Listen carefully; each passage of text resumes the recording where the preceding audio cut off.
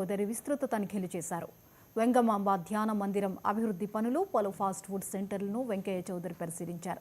Food safety authority of India, TTD, ఆరోగ్య పంచాయతీ అధికారులతో కలిసి ఫాస్ట్ ఫుడ్ సెంటర్లను తనిఖీ చేసి అదనపు ఈవో పలు సూచనలు చేశారు. టీటీడీ సూచనల మేరకు ఫాస్ట్ ఫుడ్ సెంటర్లలో సంప్రదాయ వంటకాలను సంప్రదాయ దుస్తులు ధరించి అందించాలని సూచించినట్లు అదనపు ఈవో చెప్పారు. తరిగొండ వెంగమాంబ ధ్యాన మందిరం 2 నెలల్లో అందుబాటులోకి రానుందని వెంకయ్య చౌదరి చెప్పారు.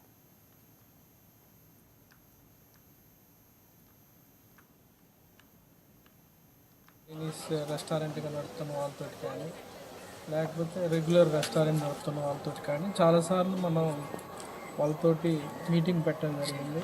ఆ మీటింగ్లో వాళ్ళు చాలా రకాలుగా సెన్సిటైజ్ చేయడం జరిగింది. ఏ రకంగా అయితే వాళ్ళు స్టాట్యూటరీ ఆల్ ఎఫ్ఎస్ఎస్ఐ కానీ లైసెన్స్ కాడి నుంచి, డిఎండ్ఓ లైసెన్సెస్ కాడి నుంచి, లేకపోతే మనం పిఎండ్ఆర్ డిపార్ట్మెంట్ ఇచ్చే లైసెన్సెస్ కానివ్వండి, లేకపోతే మిగతా గవర్నమెంట్ లైసెన్స్ ఏదైతే కావాలో వాటన్నిటి మీద వాళ్ళని సెన్సిటైజ్ చేసి అవన్నీ కూడా వచ్చే విధంగా కూడా మనం చాలా రకాలుగా వాళ్ళకి హెల్ప్ చేయడం జరిగింది. సో ఈరోజు చాలామంది ఆల్మోస్ట్ మోర్ దాన్ 90% పీపుల్కి ఎఫ్ఎస్ఎస్ఐ లైసెన్స్ వచ్చింది. సో దీంతో పాటు మనం తర్వాత స్టాట్యూటరీ కంప్లైన్సెస్ అయిన తర్వాత వాళ్ళకున్న మెనూ మీద వర్క్ చేయడం జరిగింది. సో చాలాసార్లు మీటింగ్ పెట్టడం జరిగింది.